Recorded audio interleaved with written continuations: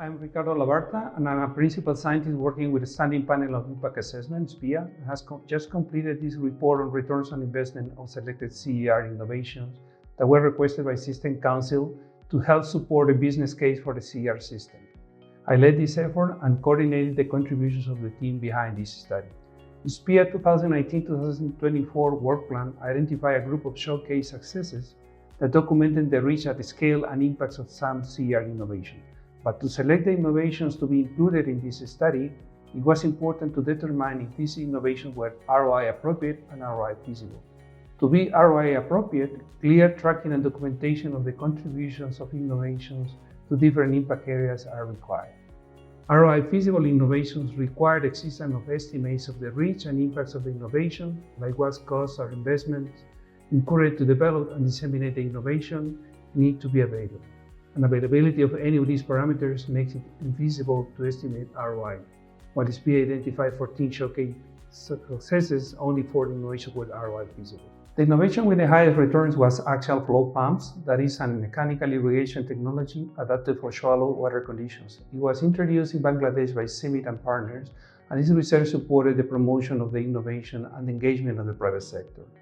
By 2023, 1.6 million households had adopted Axial flow pumps, and the estimated fuel cost savings per hectare and per season was $1.9.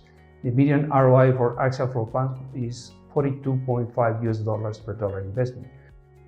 The next innovation I'll discuss is the index-based livestock insurance IBLI, that is an insurance product developed by the International Livestock Research Institute ILRI and US university partners to address the impact of drought on pastoralist households.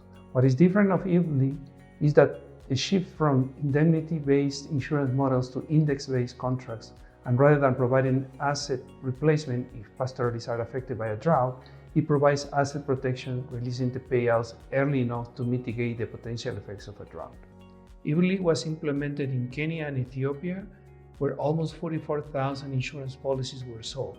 Households that purchased IBLI experienced, on one hand, an average 7.3-year increase in total school attainment, but also a short-term income effect of between $1,200 and $1,500. The median ROI of IBLI is $7.1 per dollar invested. A third innovation covered in this report is the drought-tolerant maize that provides risk-mitigating yield protection during mid-season water stress around flowering and grain field. DT varieties reduce losses and help stabilize farm incomes at scale. In Ethiopia, 2.6 million households have adopted DT varieties, and it is estimated that mid-season yield losses mitigated were 189 kilograms per hectare, while the lingering effects to the next season is 145 kilograms per hectare. The median ROI of DT maize was $7.6 per dollar investment.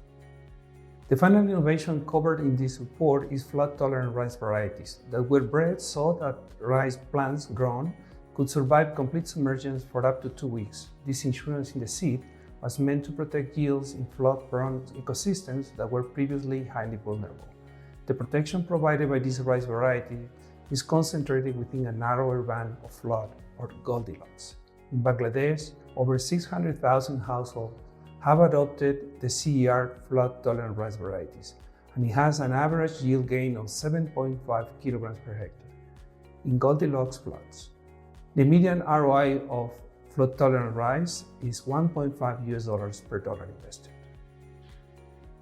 If you would like to learn about any of these innovations in more detail, please head to the SPIA website to download them.